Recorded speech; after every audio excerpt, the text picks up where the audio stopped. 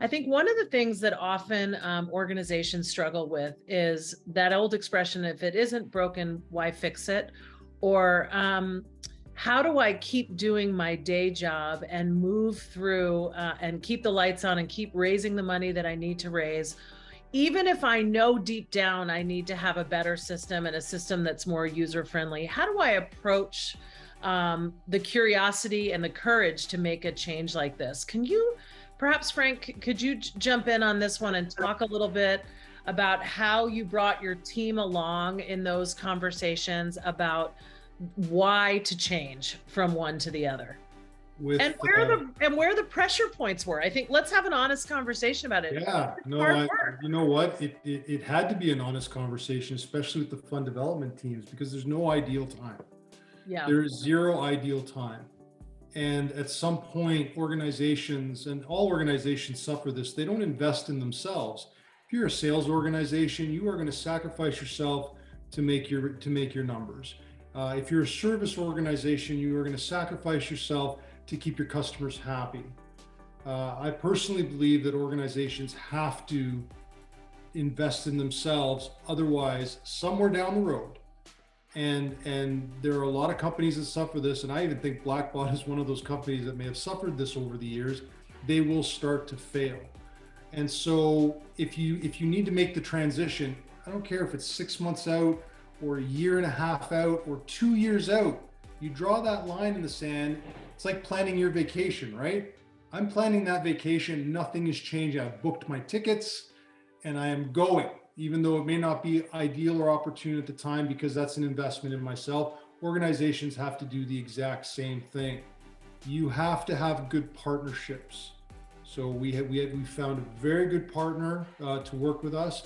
And I also believe that you need an FTE or something there, because the reality is people do have day jobs, and to do some of these transformational things off the side of your desk is not the right way to do it all the time. So we brought in an analyst, somebody with great Salesforce experience, and we ended up keeping him for 5 years because he drives business transformation. He drives the health of the system. And he keeps everybody off my back because he's really good at what he does. So, you know, it's a reasonable question, but you have to make that investment in yourself. Otherwise, you suffer what I tend to call technical debt. Eventually, they will come calling. You will have to pay. I would also offer, at least in my experience, one of the things, you know, I really appreciate what you're saying, Frank, in terms of it's always hard to identify the right time to do it. It's also very true that many of us don't have extra headcount to do and to add someone. And I would just share, for the good of the order, that at least in my experience, I found the champion that was existing in my team. And in 2 cases, it was actually one of the youngest people on the team who was not afraid of technology, who leaned all the way into Trailhead and all of the surrounding resources that exist in complement to something like this. And it became a real professional development opportunity for that person on the team. And we were able to elevate that person into a Salesforce champion. And there was a real sense of ownership from the entire team watching this person blossom in that way. So I share that as just an anecdote and a story of something that happened to me. You look like you're going to say something else. I just want to touch on something very quickly, because you're right. Not everybody has the FTEs to do this kind of thing. I don't think I've ever seen customer success programs as involved with as many offerings as Salesforce has. And the name escapes me right now, but when we bought our licenses, they're like, and you have access to these people, and you have access to these people, and you can get these professionals on board that'll map this out for you and stuff like that. I can't remember the program right now, Sterrin, but I know that's there, and no company has ever quite presented those options to us before. So that was pretty cool. Karl and Tamara, I want you to know, I see your question in the chat, but I'm going to ask Karl really quickly to react to what Frank and I are talking to, and then we'll get to organizational readiness.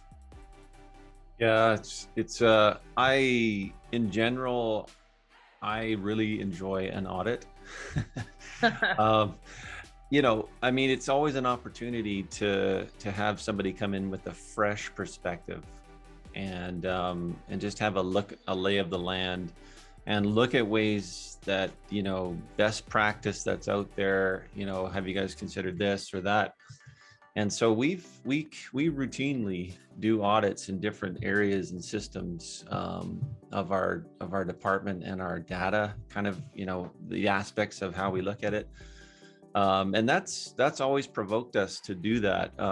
There's a university that we kind of get some consulting from, in a sense, where their database, like our constituent base is 300,000, and they're at about 420,000.